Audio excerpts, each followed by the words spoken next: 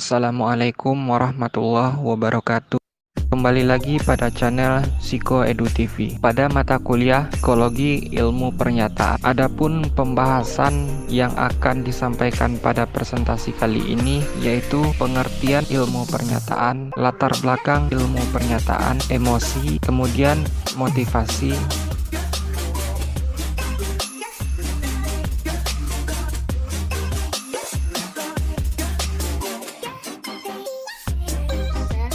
Dengan NIM 2015-040089 akan menjelaskan tentang materi pertama dan juga kedua tentang ilmu pernyataan mulai diperhatikan sejak zaman Shakespeare.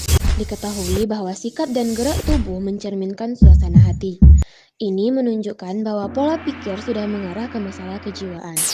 Yang paling berpengaruh awalnya adalah saat The Expression of Emotion in Man and Animals Charles Darwin pada tahun 1872 menyatakan tentang ekspresi wajah dan bahasa tubuh. Friedrich, seorang ahli anatomi, membuat anatomi yang berguna bagi pelukis dan pemahat.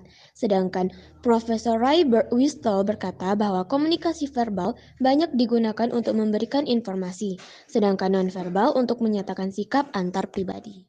Ilmu pernyataan adalah ilmu yang mempelajari tentang manusia, bagaimana mereka berekspresi, bagaimana gerakan tubuh mereka, dan bagaimana cara mereka berpikir. Singkatnya, ilmu ini adalah ilmu yang mempelajari tentang bagaimana seorang manusia melakukan suatu hal tanpa ia sendiri sadari, dan kemudian hal yang ia lakukan tanpa sadari tersebut mempunyai arti tersendiri. Jadi, ilmu pernyataan itu adalah ilmu yang dimana manusia menunjukkan ekspresi-ekspresinya yang ia sampaikan. Assalamualaikum warahmatullahi wabarakatuh. Saya Yanisa Smita, NIM 2015-040113 akan membacakan materi tentang pengantar ilmu pernyataan. Pengantar ilmu pernyataan. Pengantar ilmu pernyataan. A. Konsep dasar bahasa tubuh.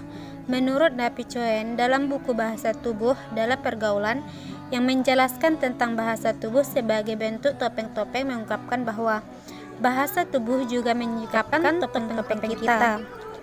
Manusia belajar menggunakan topeng sejak kecil dan banyak di antara kita dapat melakukannya dengan baik. Beberapa peneliti yang baik tentang kepribadian menunjukkan kontras antara ekstrovert yang ceria, ramah, cepat, tidak teliti, suka humor, tidak sabar, dan memiliki metabolisme yang tinggi, dengan introvert yang teliti, banyak cemas, lamban, dan kurang kemampuan dalam sosialisasi. Saya Tiara Jannah Walfitri dengan NIM 2015-040078 akan menyampaikan pembahasan materi tentang emosi dan motivasi. Definisi emosi.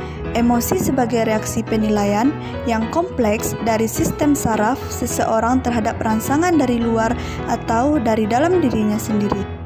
Ini menggambarkan bahwa emosi diawali dengan adanya suatu rangsangan, baik dari luar seperti benda, manusia, situasi, dan cuaca, maupun di dalam diri kita, seperti tekanan darah, ngantuk, lapar, dan lain-lain yang ada pada indera-indera kita.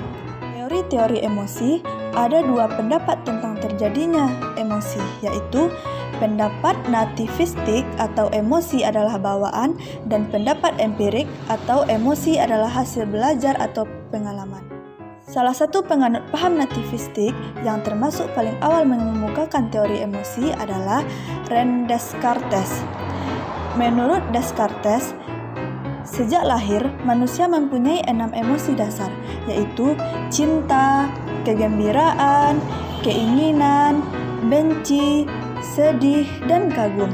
Sedangkan golongan empiris sangat mengutamakan hubungan antara jiwa yang berpusat di otak dengan rangsangan-rangsangan dari lingkungan melalui jaringan saraf pada tubuh manusia, yaitu materi mengenai motivasi.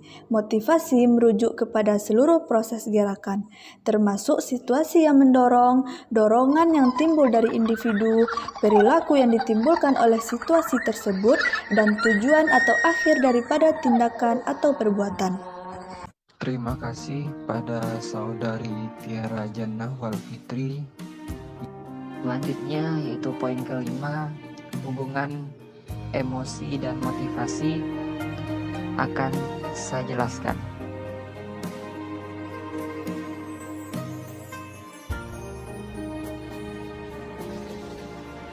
Tuhan tak pernah janji, langit selalu biru, tetapi Dia berjanji selalu menyertai.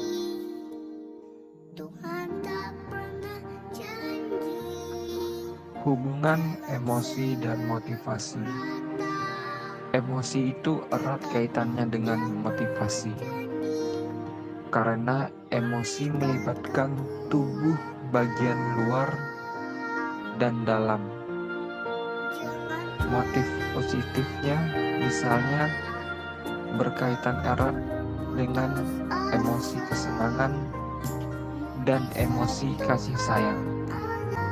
Untuk kelancaran presentasi berikutnya, mohon komentar yang mendukung dari teman-teman semua yang menonton agar channel ini bisa berkembang dan maju nanti.